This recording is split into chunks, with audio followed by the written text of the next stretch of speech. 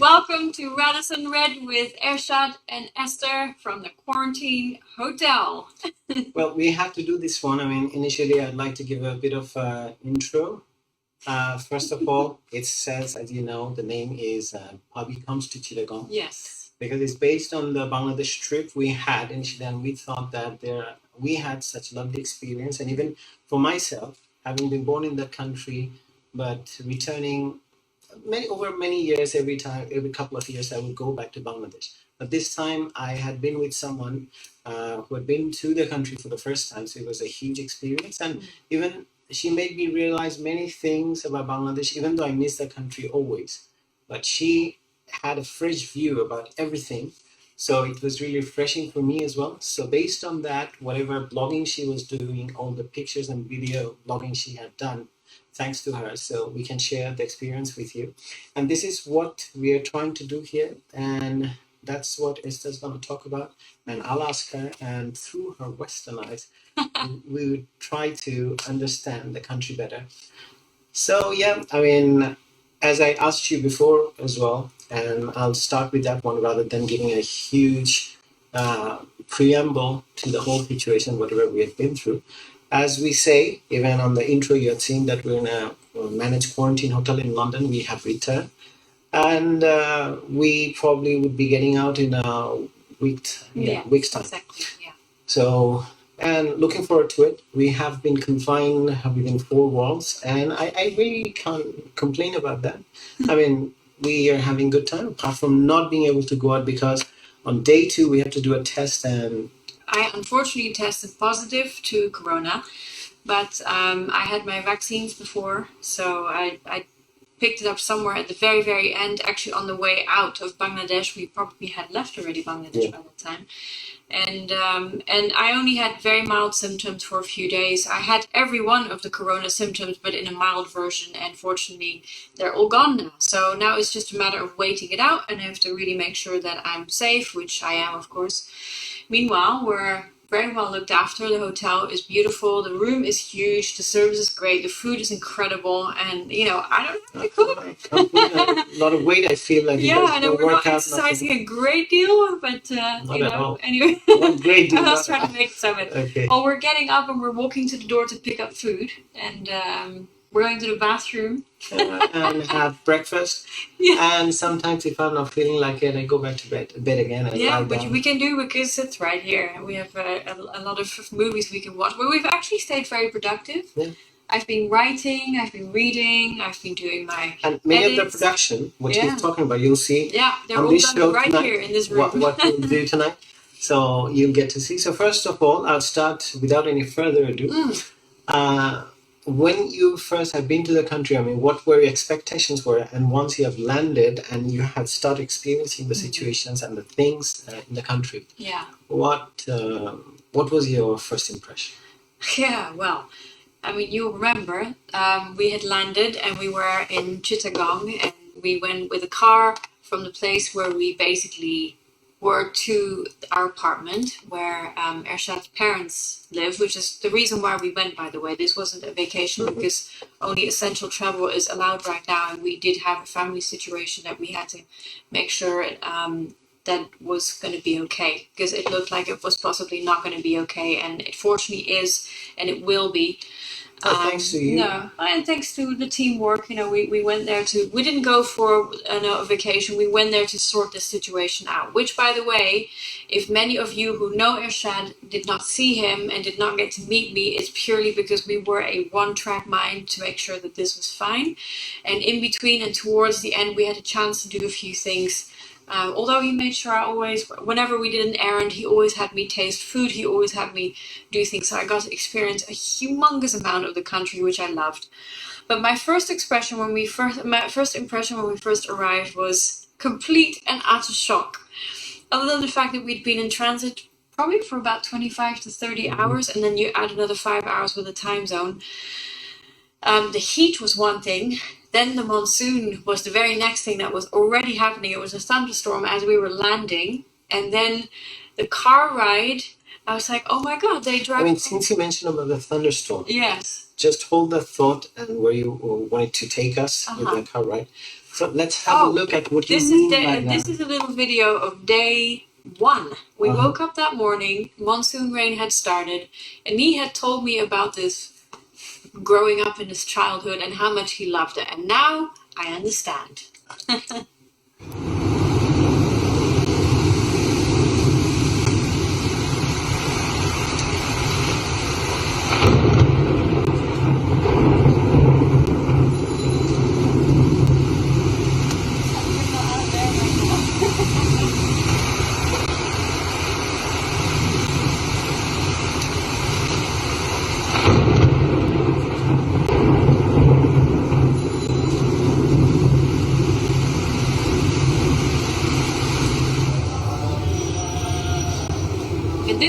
This was unusual.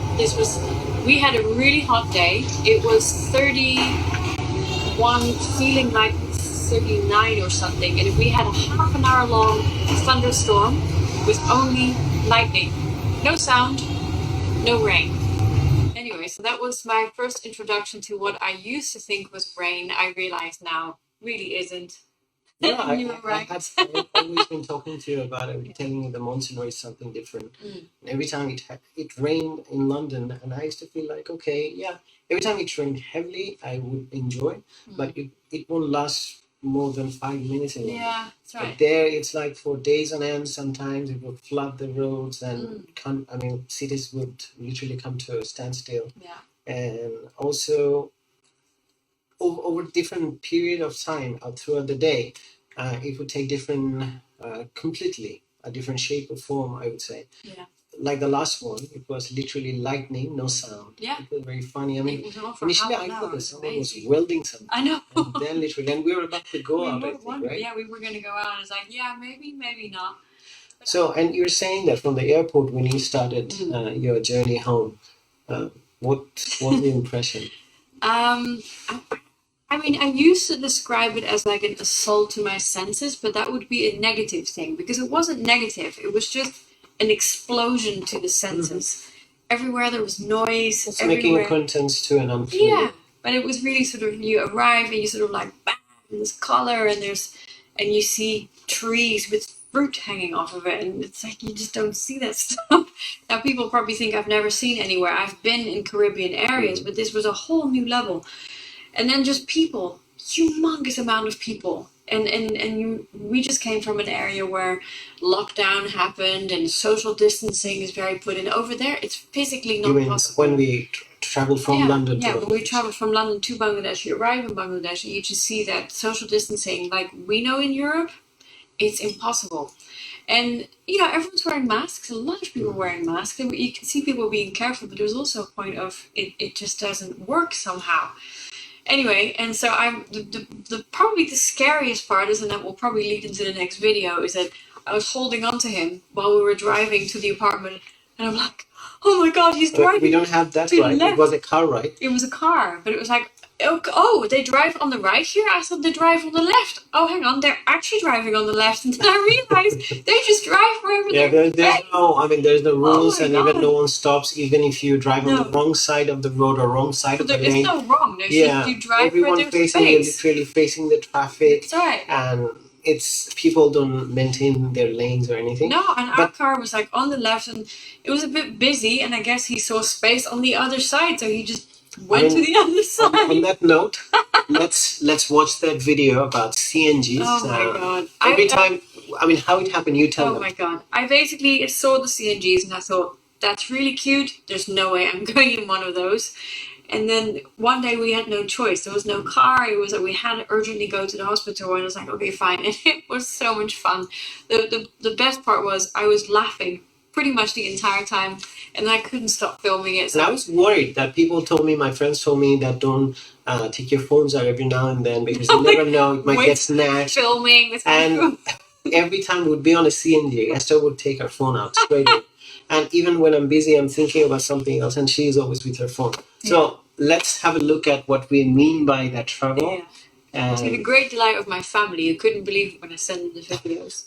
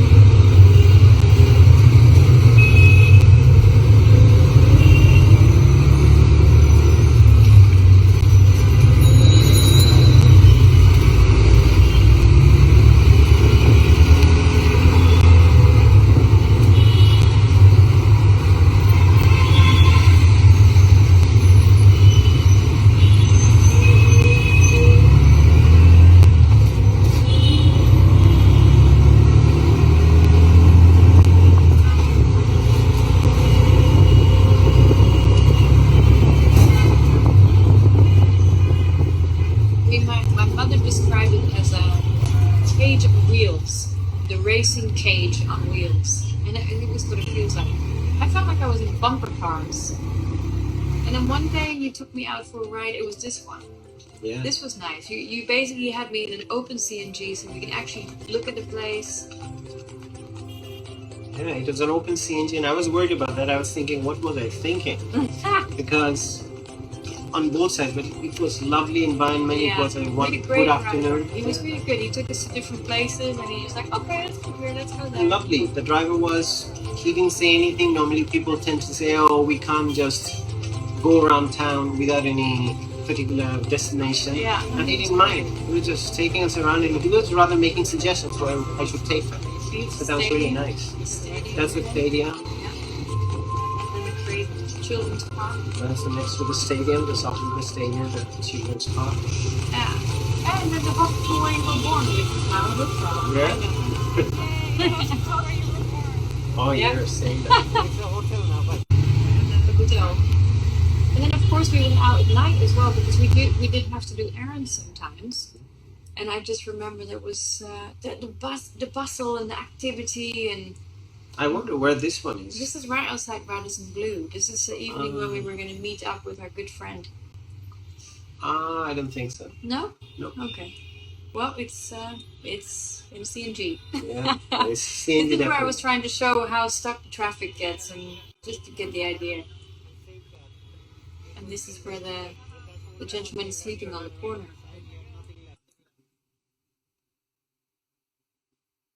Yeah. Yeah, well, there you go.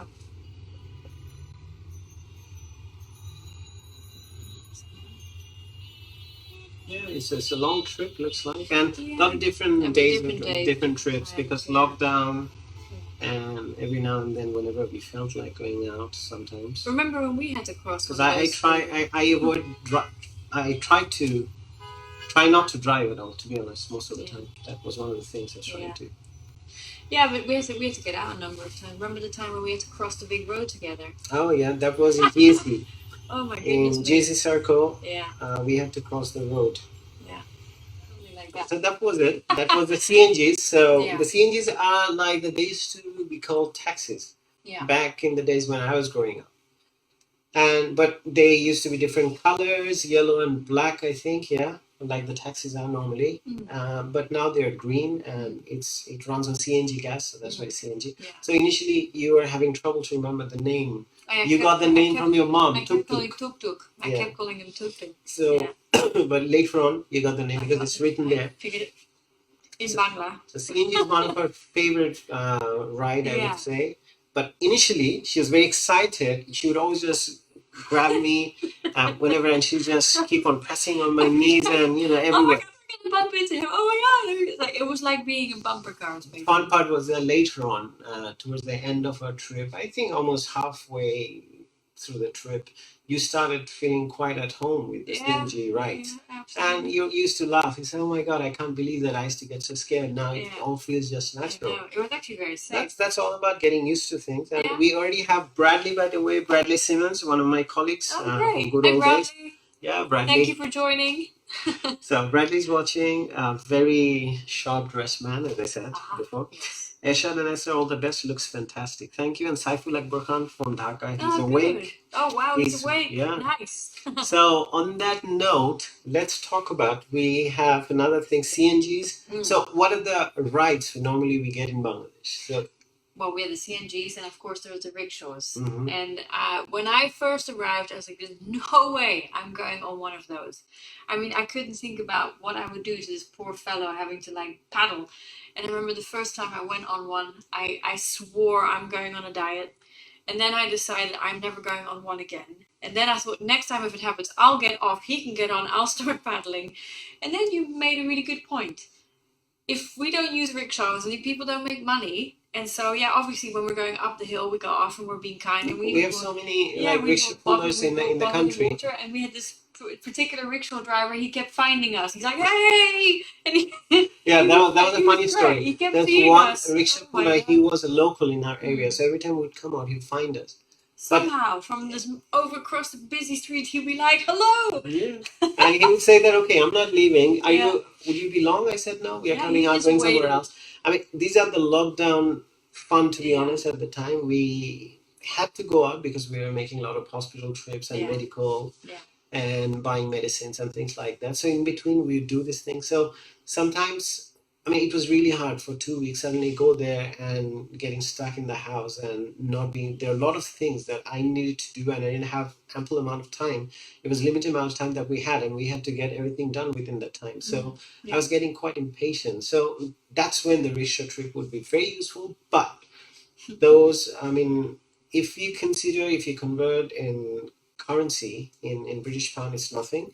But then they used to charge exorbitant amount of fare. I mean, but the guy was like, I mean, I remember even for a rickshaw puller, I paid like 350 taka, even 400 taka, because he was taking me to different places everywhere around. So he said, and I thought, okay, and I wanted to, as I said, that they're hardworking people. They're not asking for just like so, really and it's really a hard thing, which Esther validly mentioned, that initially when she saw a rickshaw puller and what they have to do, she refused to get into one. She said after the first ride, she said, "Can we not do it?"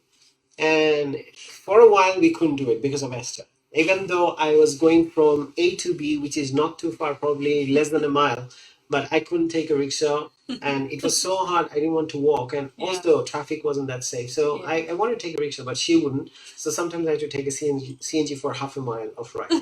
So anyways, so on that note. However, I did in the end overcome the problem. And we figured out if I sit on the right side, it's not a problem, because then I can hold on to. I still don't know the scientific validity. When I sat on the left, I always felt like I was falling off. When I sit on the right, I was totally okay. And I did actually pull out my phone a few times to make videos. Okay, let's have a look at the rickshaw situation. And also the guilty lady who was on a rickshaw. Okay. Yeah, this is us. This is rickshaw or CNG? This is nice.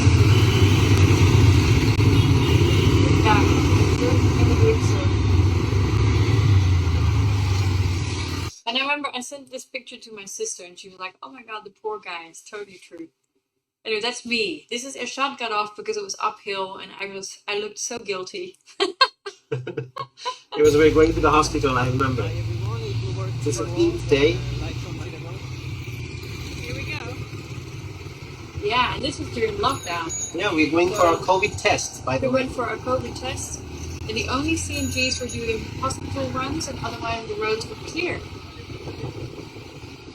That was really fun.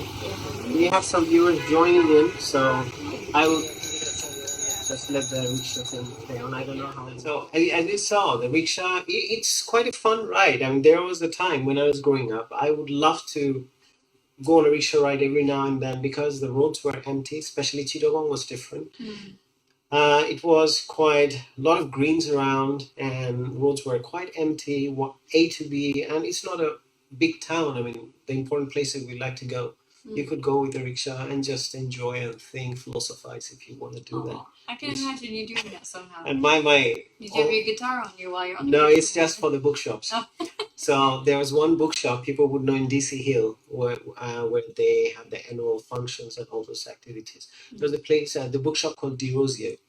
So they had all very interesting and rare books, and I used to collect those books and I used to make lists. Every time I would go, all my pocket money would go on books during my high school, college. You're so good. Yeah, tell me about it. But I lost all the books, by the way. They're all gone. We found some of them and we brought them back home with us, so at least we have them. That's nice. And okay, so your CNG rides, rickshaws, and the experience of traffic and traveling, even though I remember clearly you were saying when we were leaving, going for the airport on the last day, you're crying and you're saying that looking around and with teary-eyed, and you already had cried and you're crying as well, and you're saying, I never thought that I would miss this craziness and this crazy traffic and all this crazy driving. It felt like home. Now it had felt, but that was a few weeks in already. I'd started feeling like it was home. Yeah. In a strange, completely nonsensical way, it felt like home. And I guess it is home because my family are there. You know, it was really nice to meet your parents, and I was happy that we were able to do what we could do. However, these things were made possible by the friends we have. Yes, agreed. Amazing friends. I mentioned, I thanked them earlier, and Esther thanked them earlier, and some of the names, I don't mind repeating it over and over again because they're amazing people. They make things possible, especially one of them, again, I have to mention, is Sajjad. Yeah. My it's a friend for a long time. We had studied together at the uni, studied law together. And Sajjad had become he's quite a renowned businessman in Chittagong now. He seems to know everyone. Yeah, and huge network. So anything I need, any information or anything, it was really it's just one call to Sajjad, and even if he doesn't have it at that time, you just find it from somewhere else. He had that source. Yeah. So that was amazing, and he made our stay and also Esther's first trip very special. Yeah. In every possible way, whenever he could. So great thanks to him. And since we're talking about friends, well, I put together a little something with all the different friends that we met while we were there, and I was asked a number of times, what is it about Bangladesh that you like the most? And to me, it's the people. I was told many times before that there's nothing like the Bangladeshi hospitality. I didn't really know what that meant until I got there. We have, close friends and family in the UK that are from Bangladesh, and obviously I had met with them. We'd been around many times. And but it was quite special having the actual experience of being literally not allowed to pay for anything. Like, we're taken out for meals and we're just like, come on, we want to pay. There. It would just not. It would be People get offended to if we wanted to pay, and in the end it's like, okay, well, this is just the way it is right now. And it was amazing. So the next video is from the different shots of the friends. We'll describe them as we go. Okay, let's have a look. So this was a reunion for the University Club. University Club. So I have Sajjad here next to me, then and one of my college friends. Yeah. Sajjad and Farid. And that's Shamurda of Soft Touch and his son. They gave me such nice flowers. He brought the guitar for me, which I played for months on end. Yeah. And they got me flowers, which was so pretty. And then Irshad, they gave him a guitar that he could borrow while we were there, because he had no other way to practice otherwise. And I actually took some photographs, and I was secretly filming him while he was doing that. I think we've got a bit of footage of you here right now. Yep. Yeah, there you go. Yeah.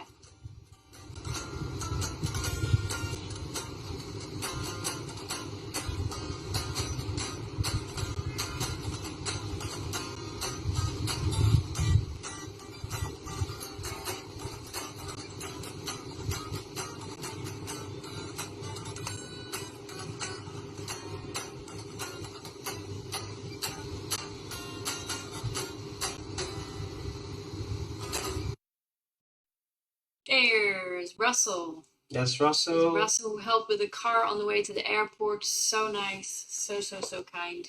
And here's Sajjad again. And our friend, the police chief. Shifa join us. Shifa, finally, you're there. Oh, nice. Hey. Good. Yeah. And this is a great meal also. It was a great rooftop. It's Wind of Change in Chittagong, where Bachugai first inaugurated, I think. And it was, he was there in spirit with us. Yeah, it was very nice. Great company, great friendship. And of course, we had Lucky's family. And that's Neha's sister's house. Yeah, and she cooked. Oh my goodness me, she cooked. That's each day, I think, right? Situation.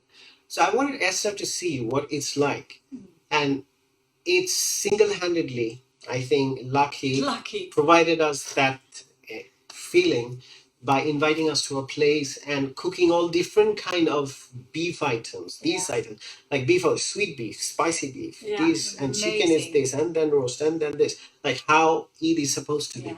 So big thanks to you, big shout out, and to Lucky, really and nice. Hopefully we'll send it to Lucky, and Lucky will see. Yeah.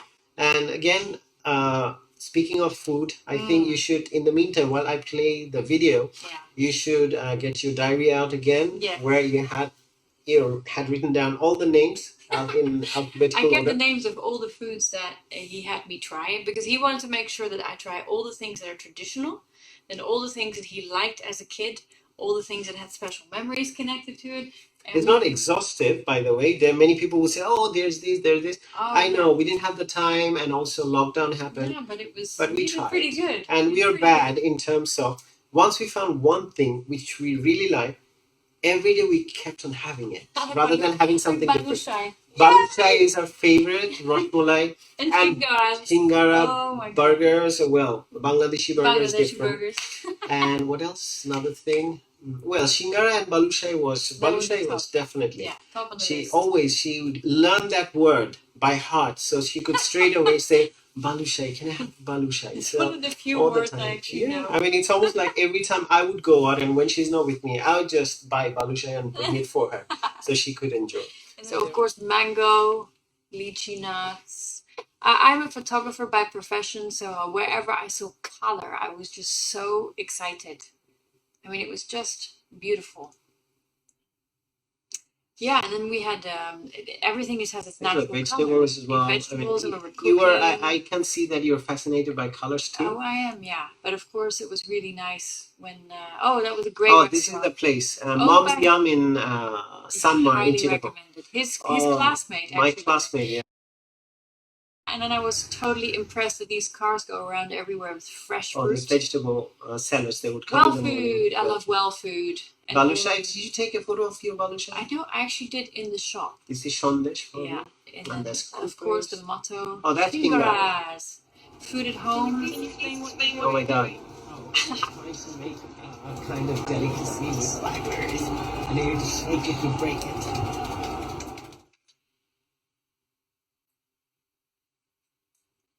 Wow. Oh, yes. Oh, the biryanis. The biryanis. We tried every biryani from pretty much every local place. This is me having my mango. And I thought the spices all have such an amazing color. She would just stop by shops and take pictures. Molasses and dates.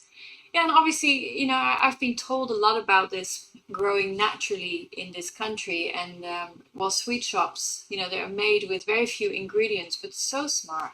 This was Pit Stop. Love Baluchai. Yeah. Oh God, look at all that. One day I'm gonna have an afternoon tea with lots of different goodies, and Shifat is going to join me, right, Shifat? I can see you're watching. Yeah, Shifat Ghaziuddin. Oh, yummy. In London. Oh, this is amazing. That's my first faluda. That's your first faluda. My first one. And that's our second and many more to come. Oh my god. And my first coffee in 3 weeks, that was. Yeah. Those two things in Sub-Zero in Chittagong we would have. We love Sub-Zero. Every time we'd been there, that's my burger. Burgers and then homemade food. That was nice. I like those. Yeah. It's a different kind of papur. Yeah, this was our breakfast every morning. We watched the cricket. This is me with Murir Mola. Different spices. That's Imperial Hospital. Yeah, in their canteen, they'll serve more those yum, desserts. yum, yum, yum. I hope everyone's getting Oh, hungry. Mr. Cookie. Mr. Cookie from I when just you was a wanted her to kid. experience because when I was growing up, I used to love that. Oh yes, I They haven't changed. The prices are the same, tastes are the same. Yeah. I don't know how they do that. I like all of that food was nice. Look at that. Oh, yeah, this place was amazing too. So hard to keep in shape. Oh, yum, yum, yum.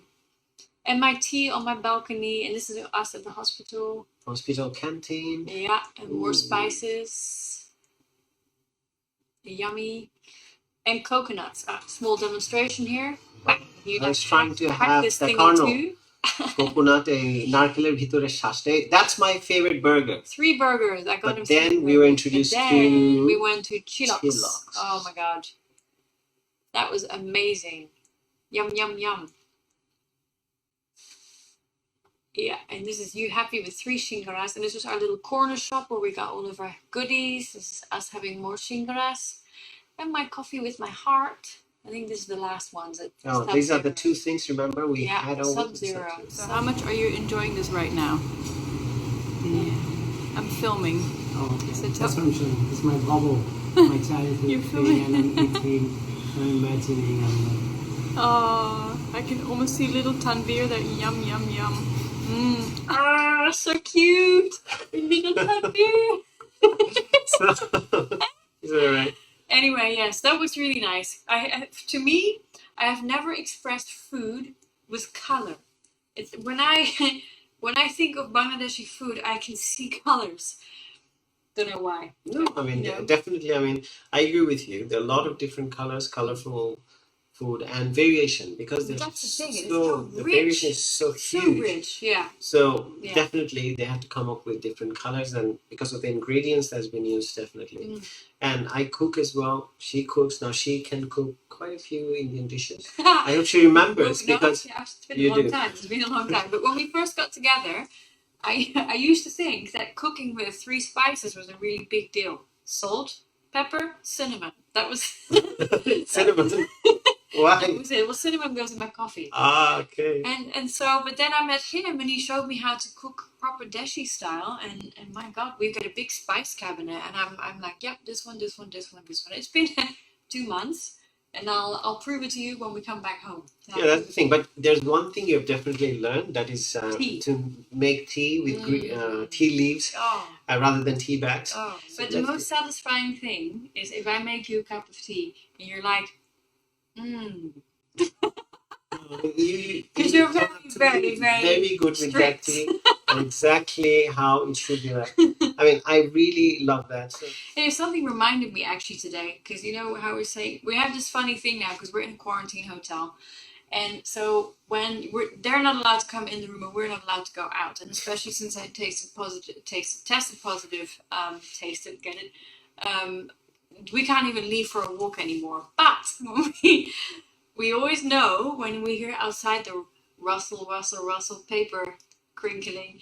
And it's like, I used to joke about my cat and my dog going like, yeah, well, they never listen to me until they hear the paper crick, crick, crick. And what does that remind you of?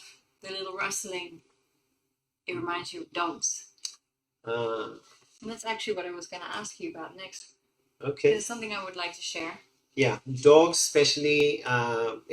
We'll talk about the animals in Bangladesh in general, because you have nature, you have a lot of interesting things that you try to capture. But animals, stray dogs, and also how they're treated. This is one of the things we want to talk about. I would repeat myself, and I don't mind repeating myself, because these are the issues that should be dealt with as soon as possible. There should be stringent laws.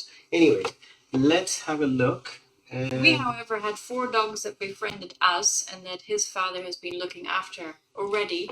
He was always feeding them, and we started feeding them too. And we have some footage and some photos of. So you know what we were talking about. So the dogs were pulled to. There was a small brown dog with a white stripe on the neck, and then there's one called black and brown. It's Rover, very nice physique and nice profile, very strong. And there's another one who's getting quite old, and that's what my father is all about. He looks after those 3. And everyone else, but there have been people who have been quite cruel towards them in the neighborhood, and they would get this very angry eyes from Esther every now and Whenever again. anyone's like, I give them the evil eye, so they leave my dogs alone. So let's have a look what Yeah. we're talking about. Yes. This is Poltu and Rover chasing each other. I was filming that from the balcony, actually. This guy was On the left, we should call him Rover. Rover. There we go. Quickly, quick to pull to. And off the street, baby, because it's car. Nice. This is Poltu over here. And that's Rover. We should also... Yeah, look at that. Nice. This is good. So that's You would basically think Poltu they and don't Rover. eat, but if you look, they're not quite... The other one is coming. Both of them is now. Yeah? Yeah, fine. If we... Like me, no face. Maybe we should go closer to our garage. This is Poltu.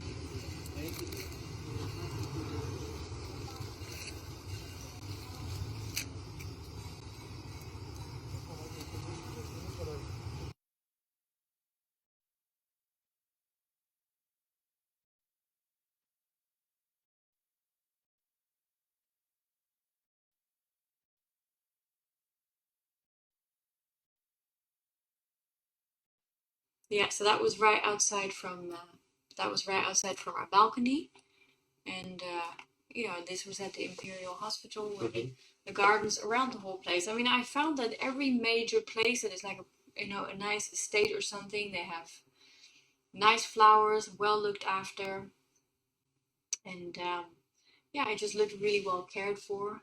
This is a specific place where a certain person walked on the grass when he shouldn't have walked on the grass, but that was fine. Talking about my father. Yes, that's right. Yeah, he was in the hospital. He's like, he didn't want to take the street, he didn't want to take a shortcut, so he just went straight through the grass. That was very funny. This is when we knew he was doing much better. Yeah. I love your dad, by the way. He's amazing. And we were sitting in that garden right there that day, and we were both enjoying the sun together. That was a lovely moment. Oh, the flowers there. These are all these are things which in my place where I've grown up, you don't see those things. Those colors and yeah, different flowers and based on different weathers. Yeah, I mean Holland is tulips mostly. And then of course we went for our walks, and I was fertile land. I mean, we have fertile land. Yeah, very very nice. Soil is very and fertile. it grows all beautifully. It really went. And you told me all of the names of these flowers at the time, which you knew very well. Don't remember them all. I mean, kept in Bengali, I know them. I don't know their scientific names. Yeah. Well, Biology, this is a good garden example. Like just on the estate where we live, people really look after their gardens, and it's a pride and joy. And so nighttime walk Yeah. when you stop by and take pictures. That's right. Yeah, and we had a good time walking around there. And then of course we had these roof gardens right next to our balcony where a lot of these pictures are also taken from. And the other thing you told me about was birds. Okay, And, that's the national bird. Yeah, the national bird, which even made it on the taka, on the little taka. Oh yeah. There he is. And you said that if you have two of them, they bring good luck. And we had two of them always outside our balcony. And the two eventually gave birth to a little one. Then it was three. And there's the little one. Yeah. So we used to watch these two birds every now and then in balcony whenever we'd sit down. Sometimes it would be two, then they would become three. So one thing, it was a superstition, but funny thing, my mother had taught me that one for sorrow, two for joy. So every time I used to see one, I would say, no, I haven't seen anything today. But when there's two, I said, oh yeah, where's that? Yeah. And yeah, it was a funny game we were playing just outside our balcony. It's a building next door. So on the roof, we would always see that. And we literally had seen the growth of the small bird when it couldn't fly, and later on it started flying. And eventually flew around. Yeah. And I remember very often, because you told me that superstition, whenever there's one, I said, oh, there's one here, but I saw the other one around the corner. What other things that you felt that you were very much touched by? Well, I mean, there's obviously just the culture itself, and naturally because of our connection through music and my own my own connection to music, having grown up in a family of musicians.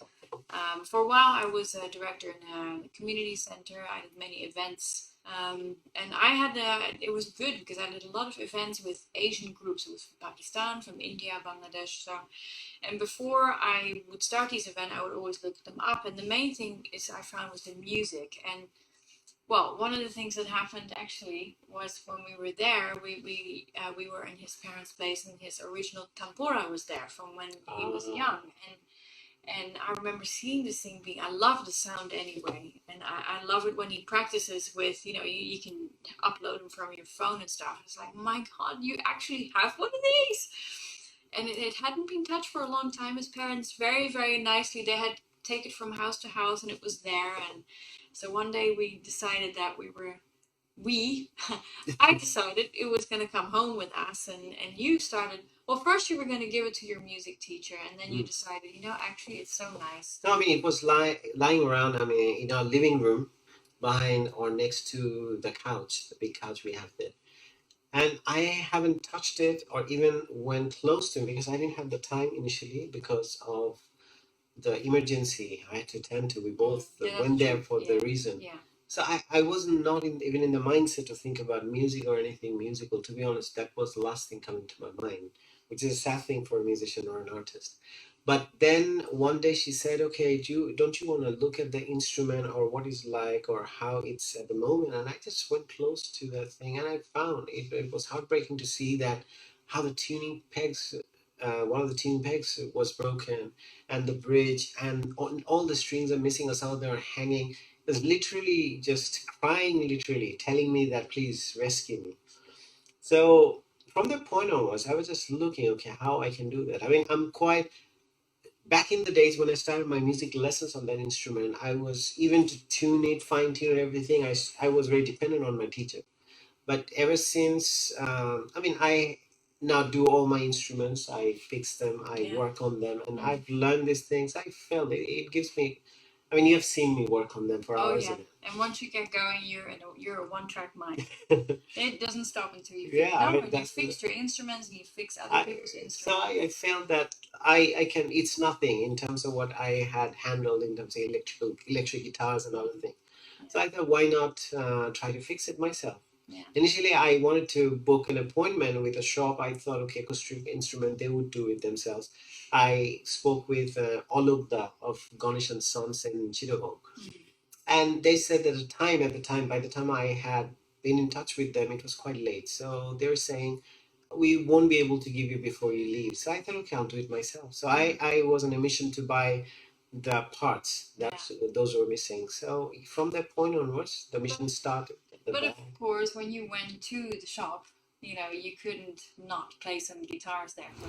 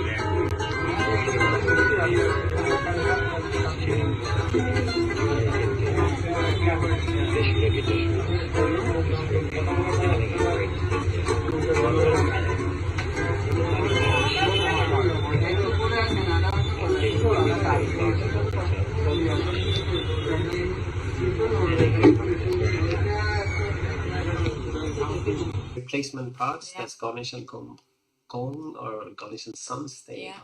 These are the things I was trying to fix. Yeah, that's me at work trying to fix the tanpura. It's a 30-year-old instrument, and my first instrument where I started taking my music lessons. I love this.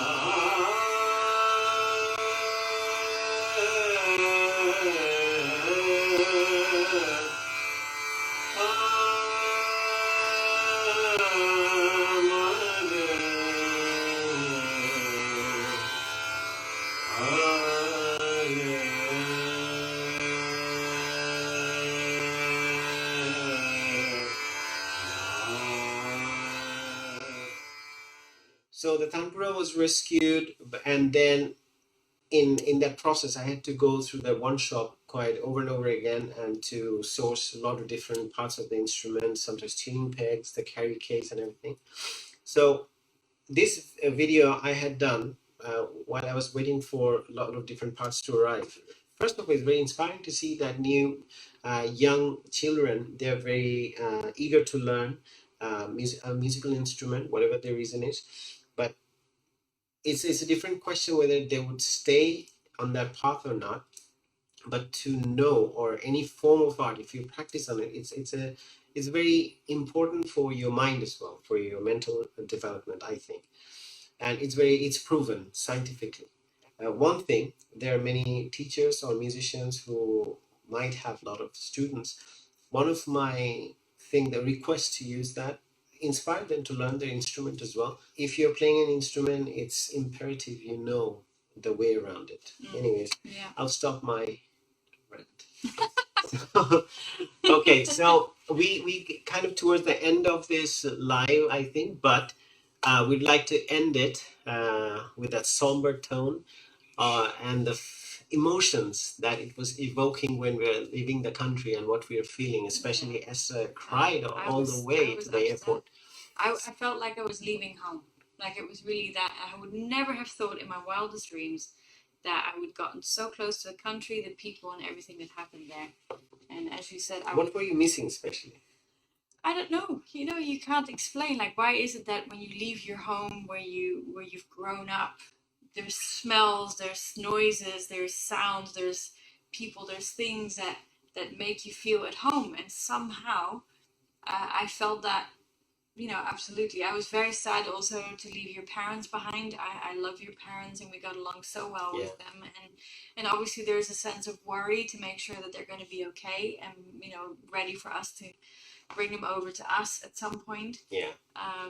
Because obviously with the whole COVID situation, it is so hard to fly and move around right now. Like, we had to go through so much to get there, and even more to get back.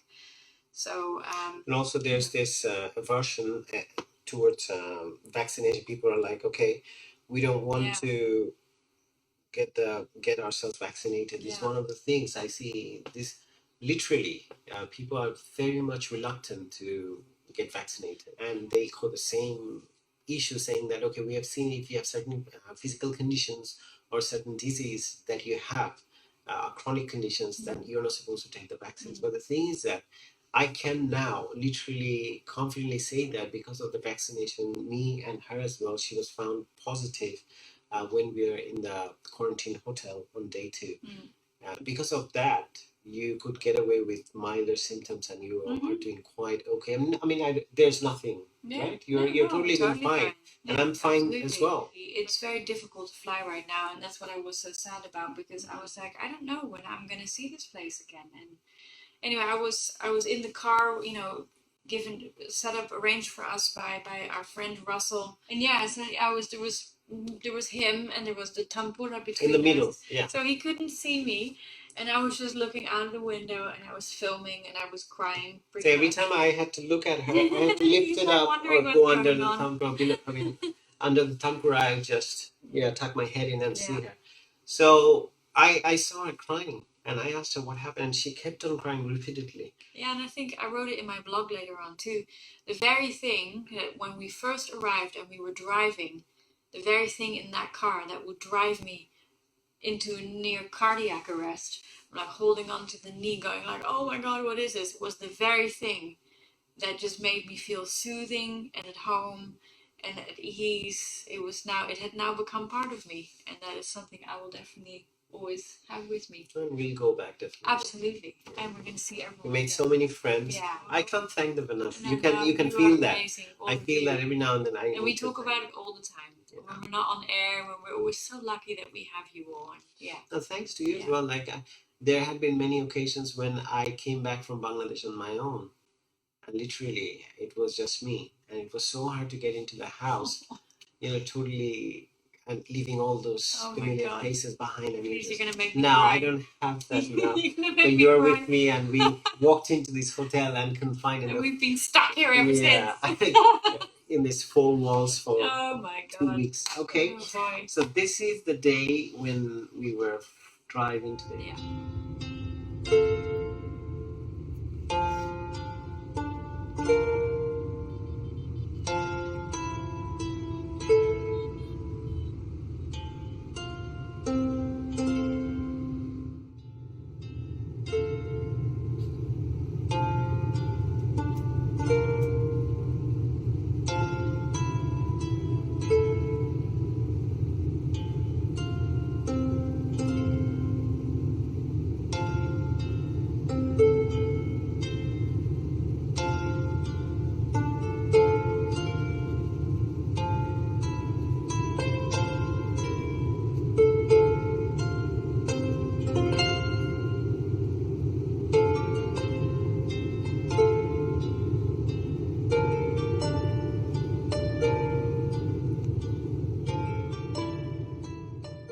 And there you go.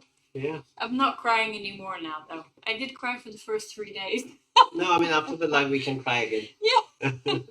We have all the time of the world for the next 7 days again. 7 days It's where we been can extended. cry. It's one thing we are planning. Just Heads up. Heads up. Yeah, exactly. So we would like to bring many interesting shows in future, a lot of different topics where we'll talk about these things, and we share our own ideas, and also like to have audience interaction. So yeah, that's the idea. And in fact, this is the result of a brainstorming that she came up with. I thought, okay, she started saying, okay, how about if we come live and sharing these things with people? How about we do a trailer for that? I said, okay, let's do that. So on that note, thank you, and everyone who had been, and everyone who had joined us on this live, everyone who inspired us to do these things and create interesting things so far, and what I've been doing, all my journey and her journey, and how we have been together, and how they have given us the love after we have united. We thank you all, and thanks for being with us. And on that note, I'd like to say good night. And good night. Bye.